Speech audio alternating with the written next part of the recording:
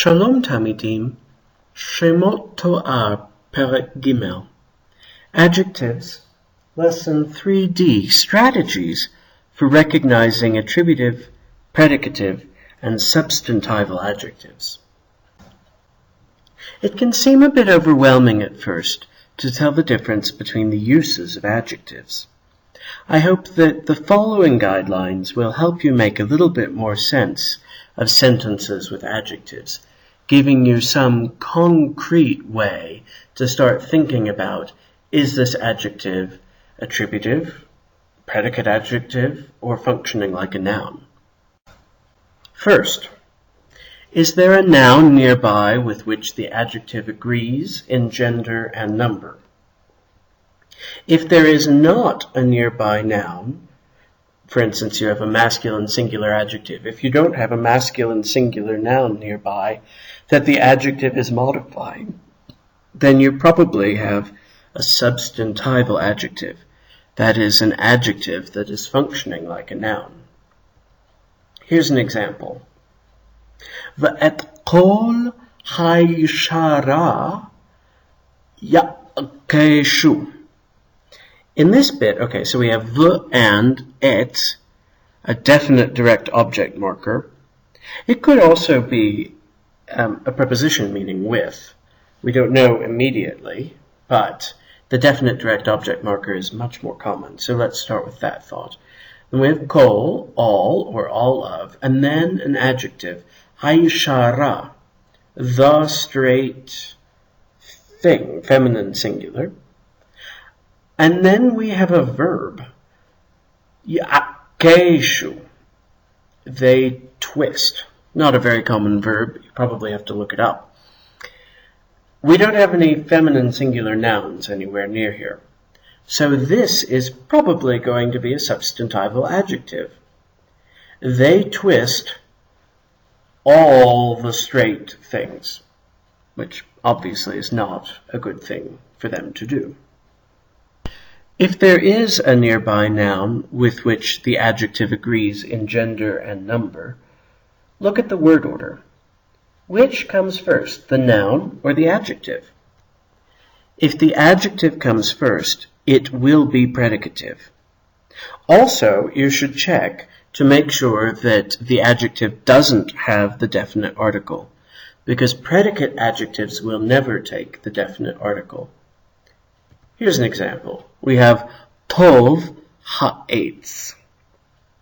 Well, eitz, tree, and tov are both masculine singular. Tov comes first, and so that's a huge clue that we have a predicate adjective. Also, we have ha'etz with a definite article, whereas tov does not have a definite article. So we have a complete sentence here. The tree is, or was, good. In context, Eve saw that tov ha'etz. We would translate it with a past tense. Eve saw that the tree was good. But remember, your first reaction when you see a predicative adjective and you're translating it into English is to supply is, or a present tense of the verb to be. If you have a noun-adjective combination and the noun comes first and then the adjective follows, look to see whether they agree in definiteness or not.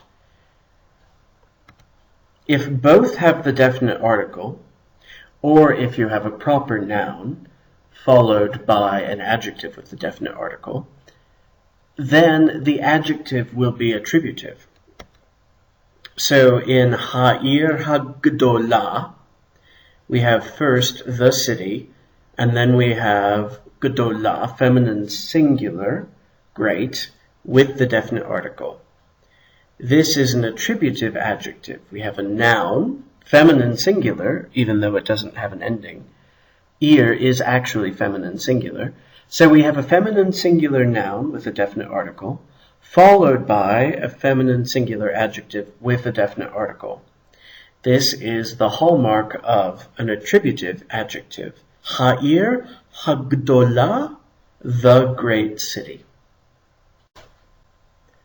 So if the noun comes first and then the adjective, we've asked ourselves to look whether the noun and adjective agree in definiteness or not. If the noun is definite, that is, if it has the definite article, or if it's a proper name, or if it has a pronominal suffix, or if it is actually a pronoun, right? These are all ways that it can be definite. But the adjective does not have a definite article, then the adjective is predicative. Most predicative adjectives will precede their noun, but sometimes they can follow the noun. Here's an example. Ha'evan gedolah. Again, evan is feminine singular here, and it has a definite article, the stone. And then we have gedolah, a feminine singular adjective without a definite article.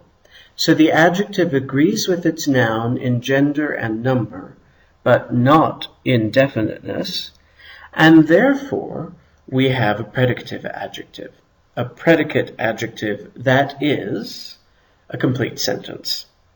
The stone is, or was, large. It's part of a description in a narrative, so in context, we would actually translate it with a past tense. But remember, your first reaction should be to use a present tense.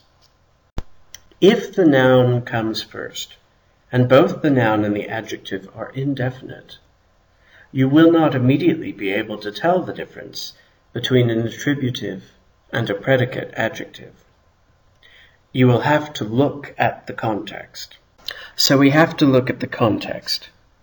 For instance, if there is a verb in the sentence, then the adjective will be attributive.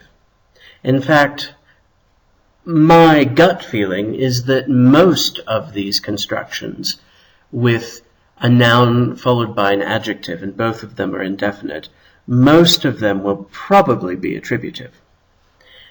Here's an example of one where there is a verb in the sentence as well as a noun-adjective combination without definite articles.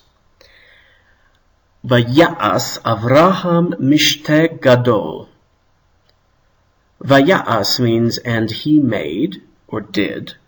Avraham is the person who did it. So Abraham did or made something. What is that something? It's a mishte gadol, a feast, a great one. So this can't be a feast is great, because there's another verb in the sentence. You can't have a verbless sentence with another verb. It doesn't work that way. So because Abraham makes something, that something is going to be a noun followed by an attributive adjective, a great feast. I hope these examples and tips have helped you get more of a grip on how to go about identifying the syntactical function of an adjective. Really, the only way to get used to it is to practice by reading more Hebrew. So the more Hebrew you read, the better, I hope, you will be at translating and understanding adjectives. Seder?